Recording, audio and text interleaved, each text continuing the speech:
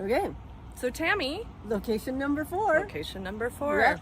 Yeah, we have not gone very far. We have literally crossed the street to the site of the present-day Legion, and the library moved into a house that was somewhere near this site. And we don't know whether it was right on the Legion site, because this building wasn't built until 1947, but it could have been one of the houses alongside.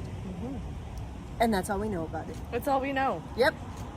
Do we know how long it was there? Not very. Not very long. Not very.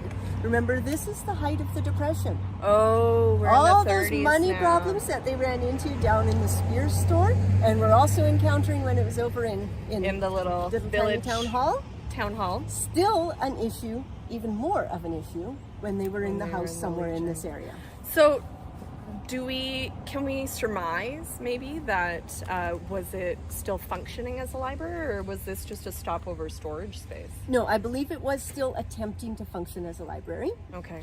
Whether it could maintain any kind of regular hours or get new books or anything like that, we don't know, but we do have one little reference that says it moved into a house in this area. And So it was that's it. probably still functioning on a very, very shoestring budget. During the Depression. During the Depression, yeah. This is, we don't know exactly how long it was in any of these locations. Right.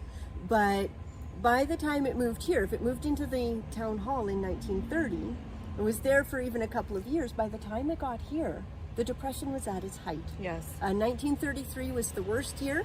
And you've all heard stories of what the Depression was like across Canada. Creston was certainly not exempt. Yeah. We didn't have nearly the famine and the droughts and dust bowl and such that you hear about on the prairies, but the number one market for Creston fruit was on the prairies. There was no money.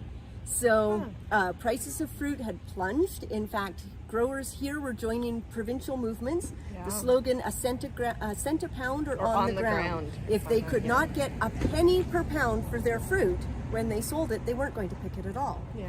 And you can imagine how hard it is to make a living, even in 1930s prices, when you're getting a penny a pound for the fruit that you spend all year growing. So I don't expect money was terribly plentiful for anybody, certainly not for the library. But kudos to those library workers for keeping it Absolutely. alive Yeah, at that huge, time. huge I credit find to that them. terribly impressive. Yeah, and it doesn't end there. All Because right. this is only location number 4, and we have 9 more to go. Well, let's go.